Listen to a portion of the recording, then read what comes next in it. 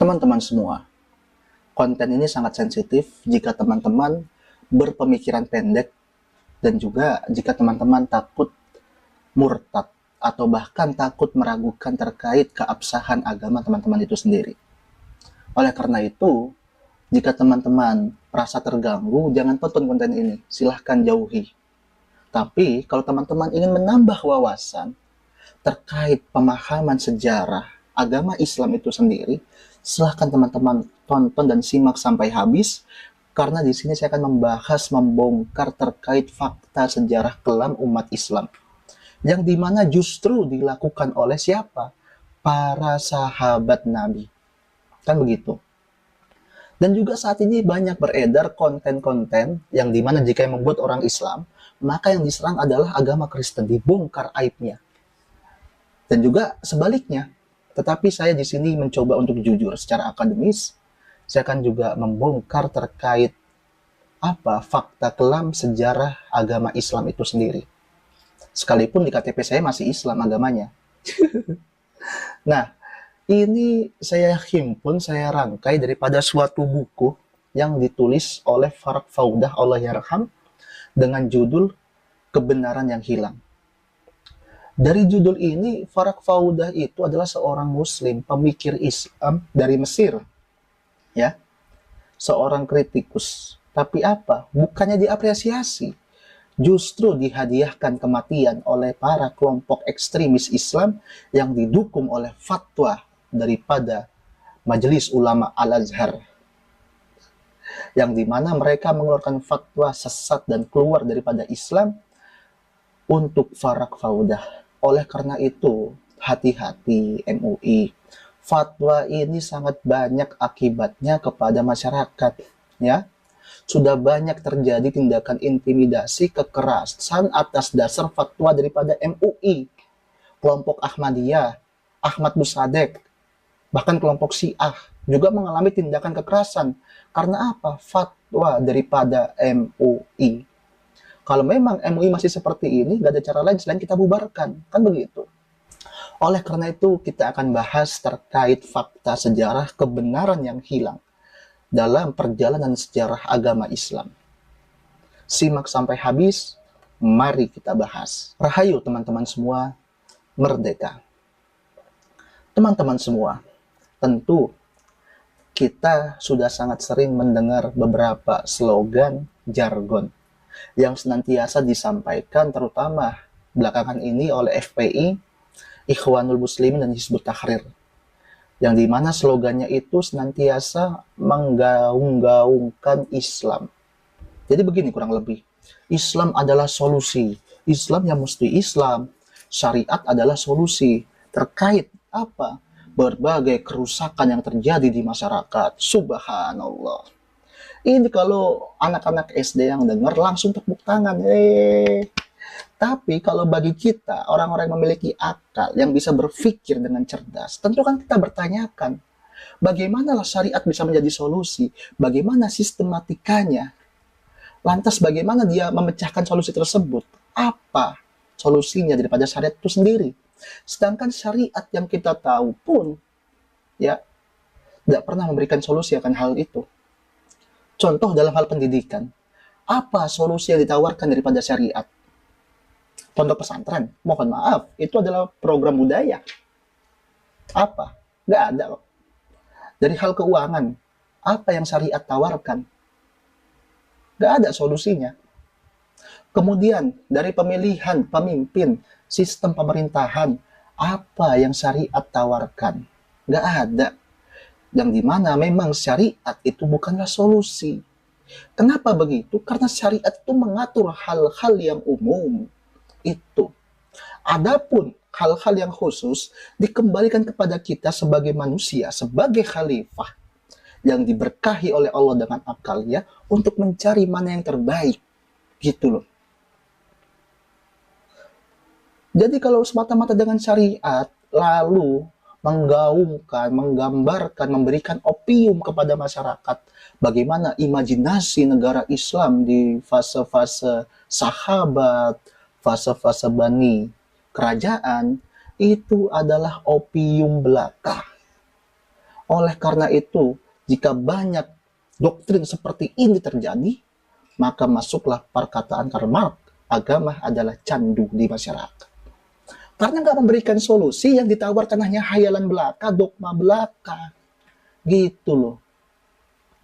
Nah, kemudian teman-teman semua, tentu jika kita berani saja mengkritik agama Islam, sudah banyak stempel yang melekat di antara kita, yaitu liberal, ateis, anti-Islam, murtad, bahkan halal untuk dibunuh. Dan saya juga melihat stempel-stempel itu dikeluarkan oleh masyarakat-masyarakat di Indonesia ketika dalam setiap melihat polemik yang dianggap oleh mereka sesat. Padahal yang sesat adalah mereka, karena mereka nggak tahu dasar hukumnya. Kan gitu aja. Udah sesat, jahil, jahil murakkab. Sangat bodoh. Hanya berlindung kepada apa? Majelis Ulama Indonesia. Itu aja. Yang dimana mereka hanya senantiasa mengeluarkan fatwa, menganggap dirinya serupa dengan Nabi yang berhak berfatwa, tapi mereka lupa esensi hakikat manusia, bahwa mereka nggak maksum daripada dosa. Kan gitu teman-teman semua. Lantas menghukum orang lain karena dosa, yang dimana menuntut orang lain untuk bertobat, padahal yang menerima tobat adalah bukanlah mereka, tapi Tuhan. Memangnya mereka siapa? Banyak korban di masyarakat Indonesia, kelompok-kelompok minoritas karena fatwa daripada MUI. Tapi apa teman-teman semua? MUI tetap saja begitu. Sudah selayaknya dibubarkan itu MUI. Nah, kemudian dari perkataan tadi terkait syariat adalah solusi, lalu ada yang menyatakan kita kembali kepada syariat yang sebagaimana Khulafaur Rasyidin dan lain sebagainya. Sebenarnya teman-teman semua, banyak fakta sejarah yang disembunyikan, terutama dalam masa kepemimpinan sahabat-sahabat Nabi atau Khulafaur Rasyidin. Fakta yang pertama, bahwa Abu Bakar As-Siddiq memerangi orang-orang Islam. Artinya apa? Abu Bakar As-Siddiq membunuh orang Islam sendiri dengan tuduhan murtad. Karena apa? Nggak mau membayar zakat. Nah, dalam hal ini ada perdebatan antara Abu Bakar As-Siddiq dengan Umar. Umar mempertanyakan bagaimana bisa engkau akan memerangi mereka sedangkan mereka adalah orang Muslim. Karena dalam hadis dikatakan yang boleh Muslim itu membunuh dalam 3 hal, zina, murtad, dan juga kisos. Lebih dari itu haram. Nah, disinilah Abu Bakar mengambil tindakan, mengambil ijtihad bahwa mereka telah murtad. Padahal teman-teman semua, pada faktanya mereka tidak mau membayar zakat kepada Baitul Mal, tapi tetap melaksanakan kewajiban zakat yang langsung diserahkan kepada masyarakat di sekitar. Hanya itu aja. Tapi apa?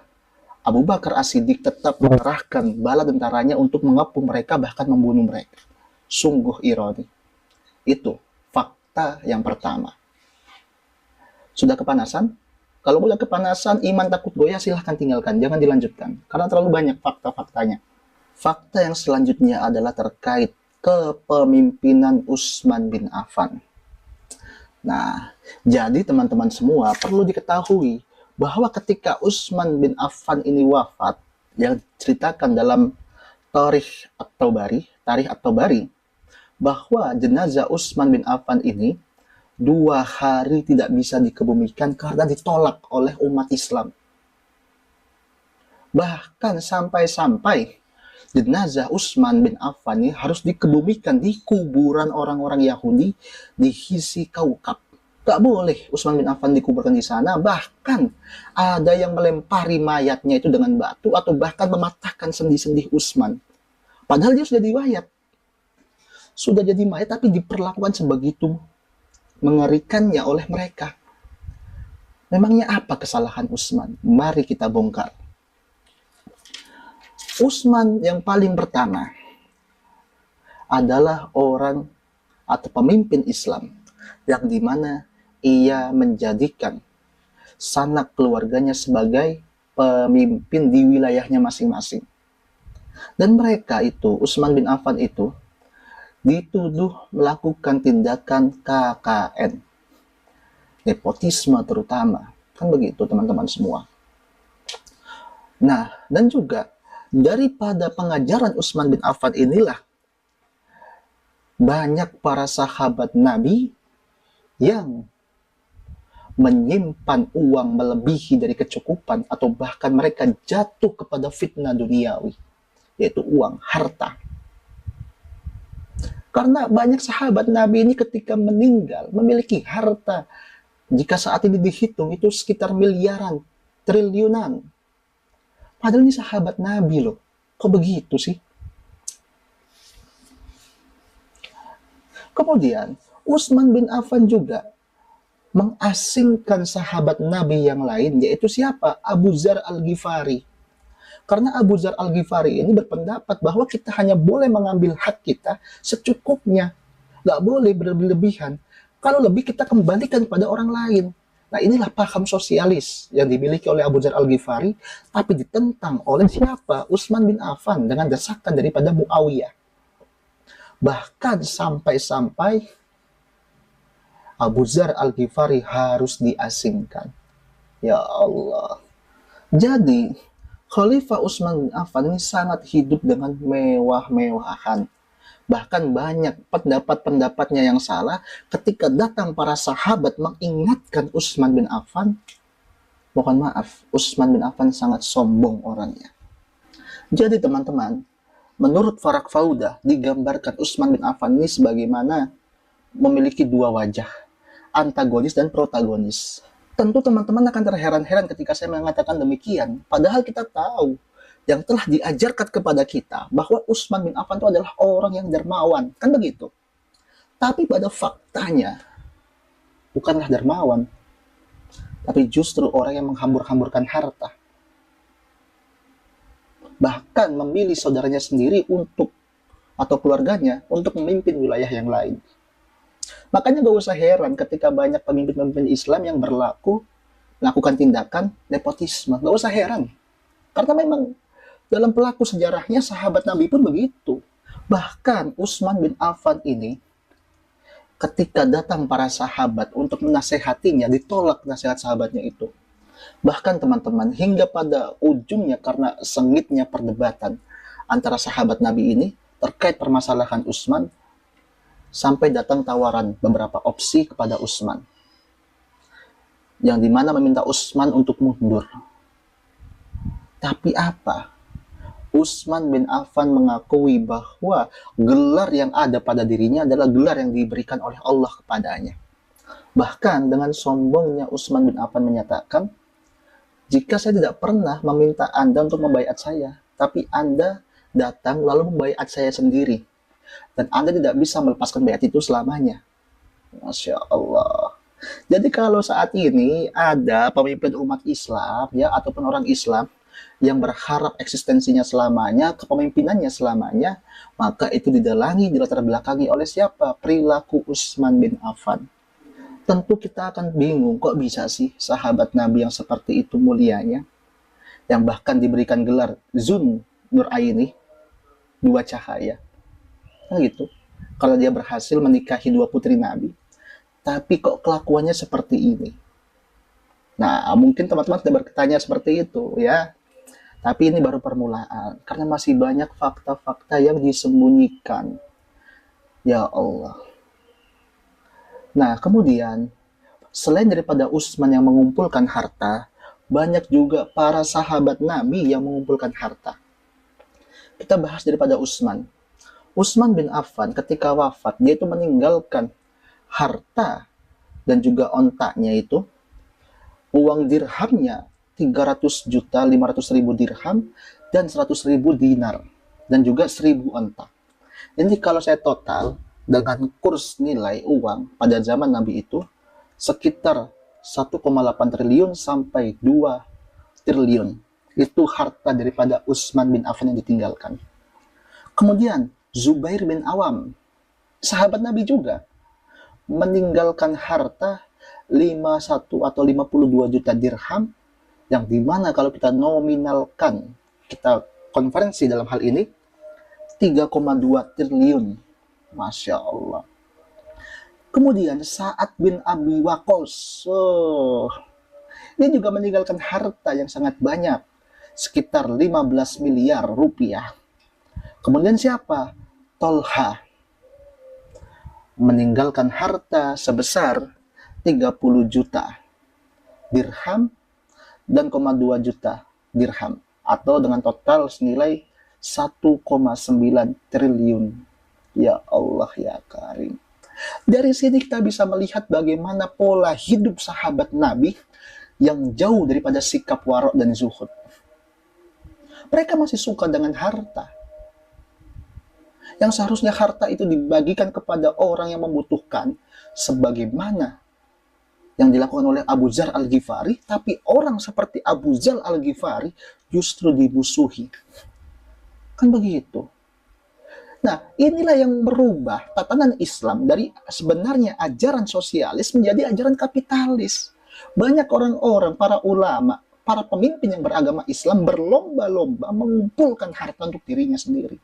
Makanya nggak usah heran kalau sekarang teman-teman melihat berita, para pemimpin di Indonesia yang mereka beragama Islam banyak korupsi. Nggak usah heran, memang begitu kok sejarah sahabat Nabi. Karena sepupu Nabi Muhammad sendiri pun ada yang mengkorupsi uang umat. Nanti kita bahas. Nah, siapa yang tadi saya sebutkan, yaitu Abdullah bin Abbas.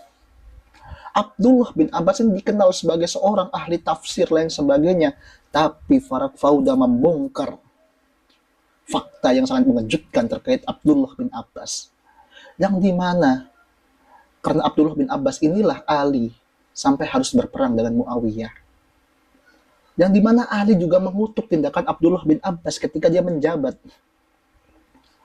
Nah, jadi teman-teman semua, ketika Abdullah bin Abbas di Basrah, Irak, ya, dia mengambil lahan perkebunan yang berupa jizyah, yang dimana itu bukan haknya, yang dimana itu adalah milik para pasukan, para tentara umat Islam yang berperang saat itu, tapi disimpan di Baitul Mal, kemudian diambil. Lalu apa? Ali mengirimkan surat agar Abdullah bin Abbas mau mengembalikan dan mau juga menjelaskan laporan keuangannya secara lengkap. Tapi apa? Abdullah bin Abbas dengan sombongnya justru melawan Imam Ali. Kan begitu. Kemudian, ketika datang suatu surat pengunduran diri daripada Abdullah bin Abbas, yang dimana surat itu pun mengancam Ali. Nah, dalam hal ini, Abdullah bin Abbas mengkorupsi uang Baitul Mal dari Basrah sebesar 6 juta dirham, atau senilai saat ini 372 miliar rupiah. Untuk apa? Untuk kabur ke Mekah. Nah, ini kelakuannya Abdullah bin Abbas. Padahal di satu sisi kita melihat dia sebagai sahabat yang mulia, sahabat ahli tafsir, tapi faktanya kita melihat, ya, nggak semulia itu kok. Uang itu pun digunakan kepada siapa? Kepada Bani Hilal untuk meminta pengawalan ketat agar dia bisa kabur sampai ke Mekah. Dan perlu diketahui teman-teman semua, ketika Abdullah bin Abbas sampai ke Mekah, apa yang dilakukan? Membeli 3 budak. Ya tentunya cantik-cantik lah, nggak mungkin yang jelek-jelek. 3 budak untuk apa? Jadi itu kan yang subur-subur sehingga dia memiliki anak banyak, kan begitu. Itu kelakuan daripada Abdullah bin Abbas yang jarang kita ketahui atau bahkan belum kita ketahui.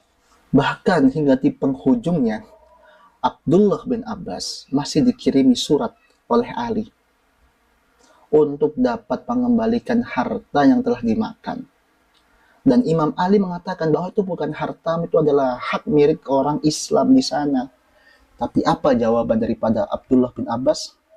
Bahwa ini adalah hak saya, bahkan yang saya ambil itu kurang daripada hak saya. Ya Allah ya Karim. Ini seorang ahli tafsir Quran pertama kok seperti ini kelakuannya. Bahkan sampai dia mengancam Imam Ali, kalau Anda masih mengurusi permasalahan tanah yang kemarin, maka saya akan menyerahkan uang saya ini kepada bala tentara Muawiyah untuk menyerang Anda. Innalillahi. Itulah kejadian yang dilakukan oleh siapa?